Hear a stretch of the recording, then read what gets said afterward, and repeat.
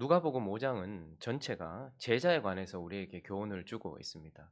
누가복음 5장을 시작하면서 먼저 수제자라고 할 수 있는 베드로의 부르심의 장면 속에서 우리는 제자가 어떠한 사람인지를 보았고, 우리는 또 어제의 말씀을 통하여서 나병에 걸린 사람 그리고 중풍병자들을 치유하시는 예수님의 사역을 통하여서 제자는 또 어떤 사람인가라는 것을 살펴보았죠. 오늘은 이제 5장을 마무리하면서 우리가 잘 알고 있는 아주 유명한 사람이죠. 마태복음을 기록한 세리 마태를 부르시는 장면을 통하여서도 주님은 이제 이 5장을 마무리하시면서 제자는 어떤 사람인가 우리에게 이야기를 해주고 있습니다. 주님을 따라가는 주님의 제자는 어떤 사람인가 오늘 레위의 부르심을 통하여서 우리는 살펴보려고 합니다. 그 첫 번째는요, 제자란 묵은 것을 버린 자, 묵은 것을 버린 자가 바로 제자다라고 말씀하고 있습니다. 세간에 앉아 있는 레위를 주님께서 보셨고 그를 부르셨습니다. 그리고 나를 따르라라고 제자로 부르셨을 때에 그가 주님을 따라가기 시작했고, 그것이 기뻐서 29절을 보면요, 레위가 예수님을 위해서 지금 큰 잔치를 베풀었습니다. 그러니 아마 그곳에는 많은 사람들이 있었겠죠. 또 많은 사람들의 이목을 끌었을 것입니다. 그런데 그 잔치에는 크게 두 부류의 사람이 그곳에 있다라는 것을 보게 됩니다. 첫 번째 부류는 세리와 다른 사람이 많이 함께 있다. 그러니까 세리와 죄인들, 죄인이라고 보여지는 많은 사람들이 그곳에 앉아 있었습니다. 그것이 첫 번째 부류의 사람입니다. 30절을 보면 또 다른 부류가 그들을 바라보고 있었는데, 첫째 줄에 누구라고 말하고 있습니까? 바리새인과 그들의 서기관들이 또 있다라고 말합니다. 자, 예수님을 위한 잔치집에 세리와 많은 죄인들이 있었고 또 그들 앞에는 바리새인들과 서기관들이 있었는데요. 이 바리새인들과 그들의 서기관들의 특징은 무엇입니까? 예수님께서 그들을 향해서 말씀하신 그 말씀을 통하여서 그들이 어떤 자인지를 좀 볼 수 있는데, 32절을 보시면요, 예수님께서 그들을 향해서 이렇게 말씀하셨죠. 읽어보겠습니다. 시작.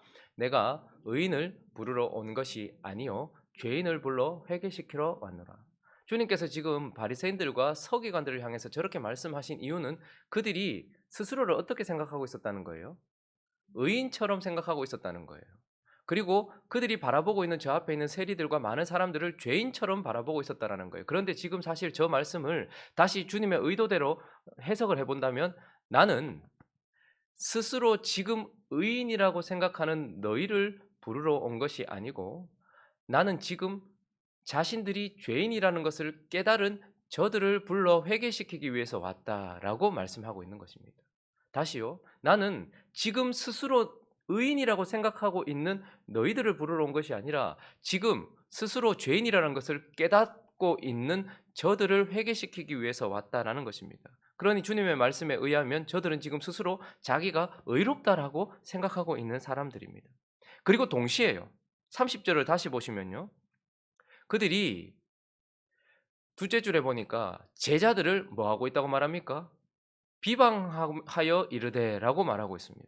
지금 그들은 스스로는 하나님 앞에 옳다라고 생각하고 있으면서 다른 부류의 사람들, 거기에 제자들과 예수님까지 포함해서 다른 부류의 사람들은 비방하고 있다, 틀렸다라고 생각을 하고 있는 거예요.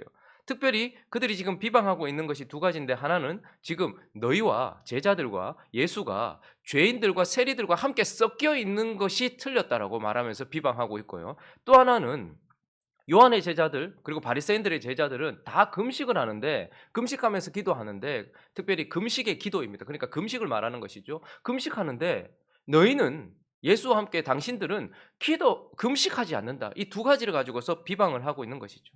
그러니 그들은 스스로 의롭다 생각하면서 앞에 있는 자들은 틀렸다라고 말하면서, 특별히 섞여 있는 것, 죄인들과 세리들이 함께 섞여 있는 것, 그리고 금식하지 아니하는 것, 이 두 가지를 놓고서 비방하고 있었습니다. 자, 그러면 왜 그들은 스스로 의롭다라고 생각했고 또 저들을 비방하고 있었을까요? 태생부터가 교만하기 때문일까요?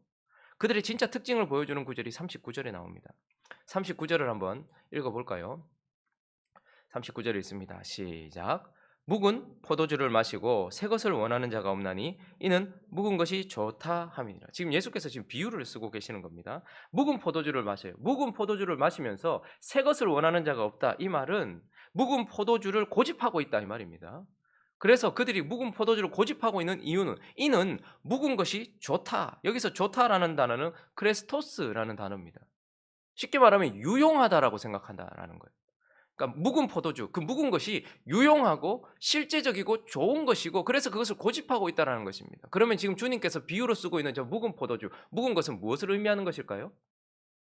그들이 그렇게 붙들고 있는 율법과 그 율법을 잣대로 하여 만든 종교 생활, 그리고 그 율법대로 살아가고 있는 율법주의. 그러니까 그들은 율법의 잣대를 가지고서 자기들 마치 묵은 포도주를 마시듯 율법을 마시면서 율법에 의하여서 율법주의와 종교주의, 그런 형식적 종교에 빠져 있었기 때문에 그것으로 살아가는 자들이었어요. 그러다 보니까 율법의 잣대로 바라봤을 때에 자기는 의로운 거예요. 그리고 앞에 있는 사람 틀린 거예요. 왜요? 여러분, 그 율법의 잣대, 그러니까 율법 자체를 사실 그들은 오해하고 있었기 때문에 제가 율법주의라고 표현하는 것입니다. 그리고 그들은 제대로 된 신앙이 아니라 형식적인 종교를 가지고 있었기 때문에 종교라고 말하는 것입니다. 자, 그런데 어쨌든 그들의 시각에서 봤을 때에 그들이 생각하는 율법이 말하는 거룩은 어떻게 이루는 것입니까? 율법이 말하는 거룩을 이루는 방식은 더러운 것들과 부정한 것들과 분리되는 방식으로서 거룩을 이루는 거예요. 자, 그런데 지금 거룩하지 못한 레위와 같은 세리들과 그리고 그 세리들의 친구들과 죄인이라고 여겨지는, 율법의 잣대로 봤을 때 죄인이라고 여겨지는 자들과 지금 예수와 제자들이 섞여 있는 것을 보면서 그들은 거룩을 이루기 위하여 율법의 잣대대로 그것과 분리되어 있는데 어떻게 너희는 그 더러운 부정한 것들과 연합되어 있는가? 이렇게 말하면서 분리되어 있는 자기 자신은 의롭다라고 생각했고 하나님 앞에 옳다고 생각했고, 지금 세리와 죄인들과 하나 되어 있는 예수와 제자들은 틀렸다라고 생각하고 있었던 것이죠.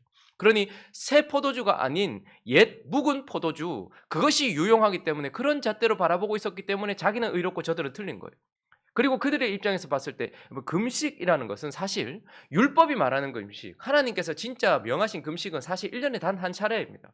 7월 10일 대속죄일에 그들의 죄를 사하는 그날 하나님은 금식하라고 하셨어요. 그런데 그들은 지금 어떻게 금식하고 있었습니까? 그들은 모세가, 특별히 금식이라는 것이 어떻게 흘러갔는가 하면 그들은 모세가 하나님의 말씀을 받기 위하여 시내 산으로 올라갔다라고 여겨지는 목요일, 그래서 그 목요일 날 그들은 금식하고 있었습니다. 그리고 또 하나, 그들은 그 모세가 하나님의 율법, 하나님의 말씀을 받고서 내려왔다라고 여겨지는 그 월요일, 그 월요일에도 금식을 하고 있었어요. 그러니까 그들은 일주일에 2번씩이나 금식을 하고 있었던 것입니까? 하나님께서 말씀하시지도 않았는데 자기들끼리 금식을 하고 있었고, 이 금식이라는 그릇은 무엇을 담고 있었냐면 하나님을 기다리는 행위였어요. 그리고 하나님의 말씀을 받는 행위였어요. 모세가 산에 올라가 하나님의 말씀을 받는 동안 그들은 그 밑에서 금식하면서, 그리고 그것을 받아 내려왔을 때 그 말씀을 받기 위한 금식.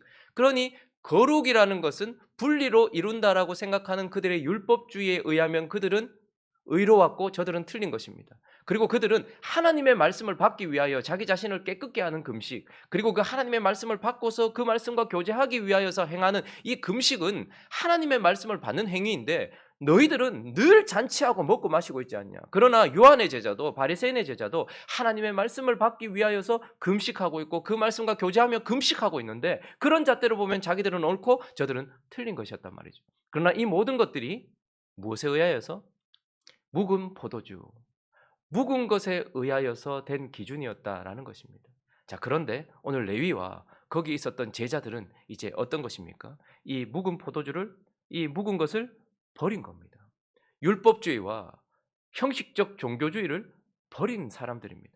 그래서 레위와 제자들의 거룩을 이루는 방식은 율법에서 말하는 분리가 아니라 새로운 삶, 새 포도주가 말하는 새 포도주 대신은 예수 그리스도와 함께 하는 것, 그분과의 연합을 통해서 거룩을 이루는 것입니다. 그러니 그들은 묵은 것을 버리고 새로운 삶을 살기 시작했던 것이죠. 세리와 죄인들과 분리됨으로 내가 거룩해지는 것이 아니라 거룩이신 예수 그리스도와 하나 되어 있고 그분과 함께 하는 것이 거룩을 이루는 것이다라고 말하고 있는 것입니다. 그리고 금식이라는 그릇을 통하여, 금식이라는 형식을 통하여서 그 수단을 통하여서 하나님의 말씀을 받는 것이 아니라 말씀 자체이신 예수 그리스도를 통하여서 하나님과 교제하고 그분의 말씀을 받게 되는 것이죠. 그러니 먼저 제자란 결국 오늘 이 잔치집에 있는 레위와 그분의 제자들과 같이 어떻게 해요? 묵은 것, 묵은 포도주를 버리는 것, 이것이 바로 제자의 삶이다라고 말씀하고 있습니다. 자, 그리고 이제 진짜 제자란 어떤 삶인가? 이 레위의 부르심을 통해서 우리에게 말씀하시는 것은 결국 묵은 삶을 버리는 자, 그게 바로 제자다라고 말씀하고 있습니다. 오늘 본문에는 많은 비유가 등장하고 있는데요. 예수님께서 그래서 이제 묵은 것을 버리고 새 것을 받아야 된다라는 입장에서 36절에는 이렇게 비유하고 계십니다. 또 비유하여 이르시되 새 옷에서 한 조각을 찢어서 낡은 옷에 붙이는 자가 없나니 만일 그렇게 하면 새 옷을 찢을 뿐이고 또 새 옷에서 찢은 조각이 낡은 것에 어울리지 아니하리라. 주님은 이제 제자란 결국 묵은 것을 가지고서 고집하며 그것을 가지고 살아가는 자이 아니라 새로운 삶을 살고 새로운 것으로 사는데 새 옷 예수 그리스도로 비교할 수도 있고 새 삶으로도 비유할 수도 있겠죠.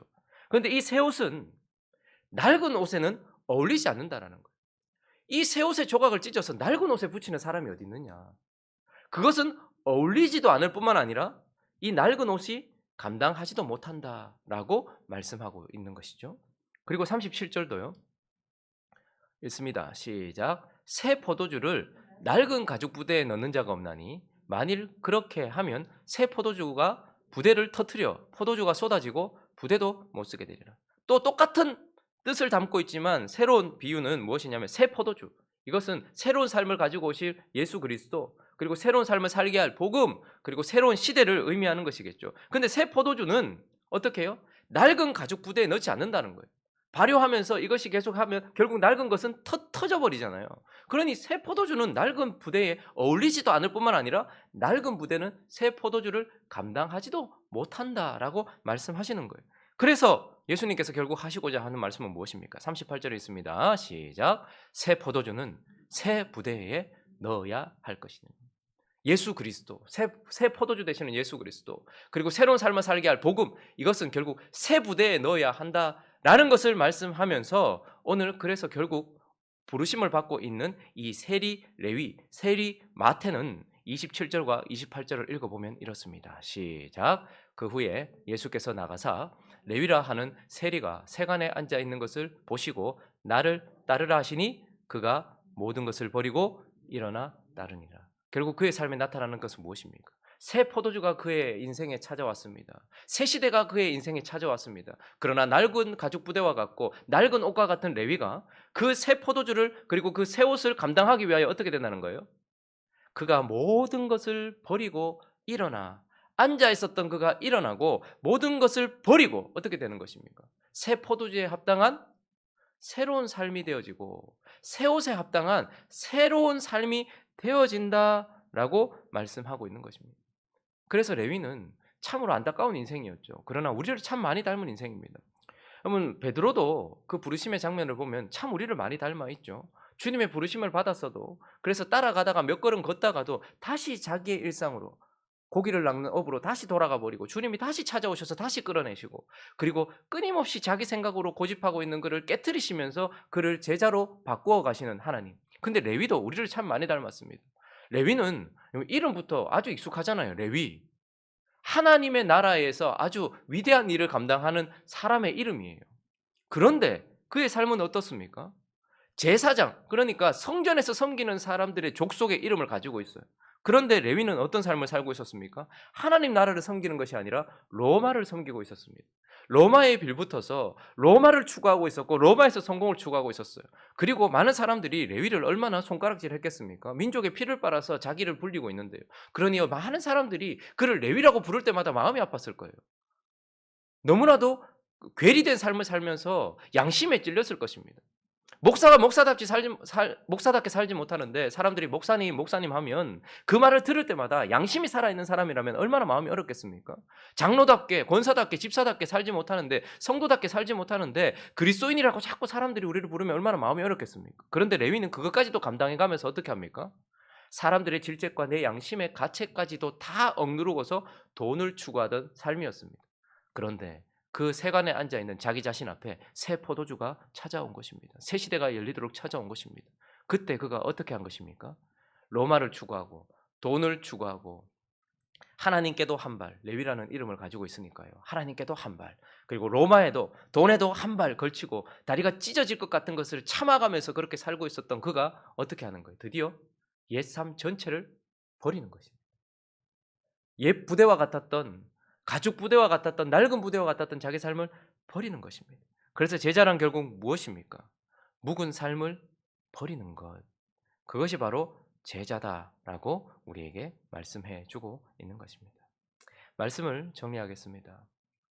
베드로의 부르심으로부터 시작한 이 5장은 레위, 세리 레위의 부르심으로 마치고 있습니다. 이 레위라는 사람의 이름의 뜻이 우리가 잘 알고 있죠. 레위는 연합하다 이런 뜻입니다. 연합 이런 뜻입니다. 자, 그런데 오늘 본문 말씀은 드디어 그가 그의 이름처럼 어떻게 해요? 옛삶, 묵은 것과 묵은 삶을 버려서 새 포도주 되시고 새 옷이 되시는 예수 그리스도를 위하여서 모든 것을 버리고 비운 자가 되었습니다. 그리고 드디어 그가 그의 이름에 합당하게 새 포도주 되시는 그 예수 그리스도를 어떻게 해요? 자기의 삶에 맞아들여서 예수 그리스도와 연합한 것을 보게 됩니다. 그러면 제자란 결국 무엇입니까? 이 레위처럼 묵은 것과 묵은 삶을 버리고서 새 포도주를 감당할 수 있는 그런 새 부대가 되어지는 사람, 그것이 바로 제자다라고 말씀하는 것입니다. 제자란 새 포도주를 감당하기에 새 포도주를 받아들일 수 있도록 하기 위하여 레위처럼 자신의 묵은 것과 묵은 삶을 버리는 새 부대가 바로 제자다라고 말씀하고 있고, 오늘 이 레위가 연합하였던 것처럼 그냥 단순히 새 부대가 되어지는 것이 아니라 새 포도주 자체를 가득 안고 있는 새 부대가 되어지는 것, 그것이 바로 제자의 삶이다라고 말씀하는 것입니다. 다시 정리를 해볼까요? 제자란 새 포도주를 받아들이기 위하여 묵은 것과 묵은 삶을 버리는 새 부대와 같은 사람이며, 그리고 또한 레위가 예수와 연합했던 것처럼, 그의 이름처럼 연합했던 것처럼 새 포도주 되시는 그분을 내 삶 전체에 가득 담은 그런 새 부대가 되어지는 삶, 그것이 바로 제자의 삶이다라는 것을 우리에게 말씀해 주고 있습니다. 새 포도주는 새 부대에 담기는 것이고 저와 여러분은 새 부대가 되었다라는 것을 기억하면서 제자된 삶을 계속해서 걸어나가는 저와 여러분 되시기를 예수 그리스도 이름으로 축원합니다.